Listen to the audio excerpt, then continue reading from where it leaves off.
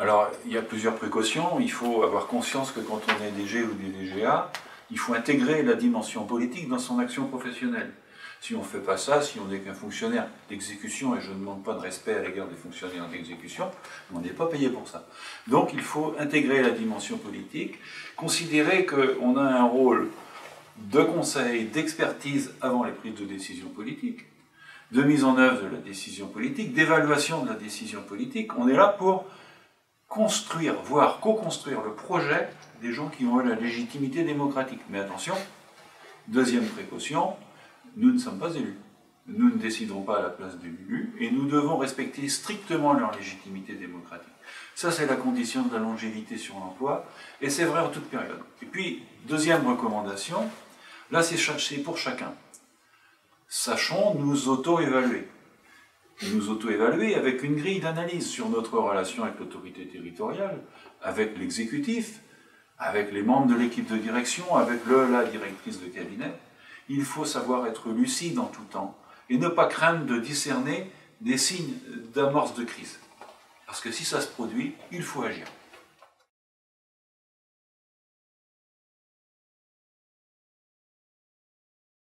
Alors, toutes les précédentes, mais encore plus. Un DG, un DGA, comme d'ailleurs tout fonctionnaire, n'est pas là pour faire la campagne électorale.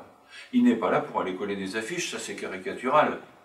Mais dans une période où le besoin d'information des différents candidats extérieurs, voire candidats internes déjà élus, est quelque chose de fort, le cadre territorial, et qui plus est le directeur général, doit respecter les droits légaux d'accès à l'information des uns et des autres. Ça, c'est une question de légalité républicaine, de loyauté, et c'est quelque chose qui peut être difficile, parce que entre fournir un document et travailler pour élaborer un document qui va servir à la campagne, il y a plus qu'une nuance, mais il faut être extrêmement vigilant là-dessus. Voilà, je pense que dans la période préélectorale, veiller au respect des droits des uns et des autres, rester loyal et être prudent, ne pas faire la campagne.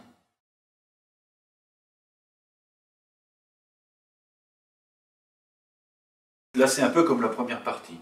Il y a des choses à faire à titre professionnel et puis il y a des choses à faire à titre un peu personnel. À titre professionnel, je parlerai de devoir de continuité de service.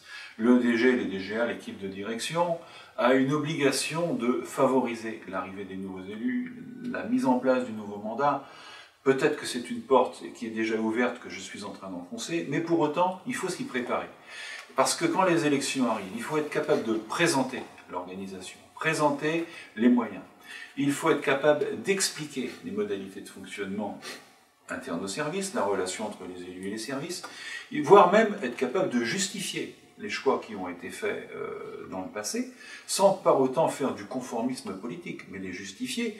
Justifier le rôle de l'encadrement dans les décisions qui ont été prises, dans la manière dont ça a été conduit, et puis être en capacité de proposer pour préparer l'avenir.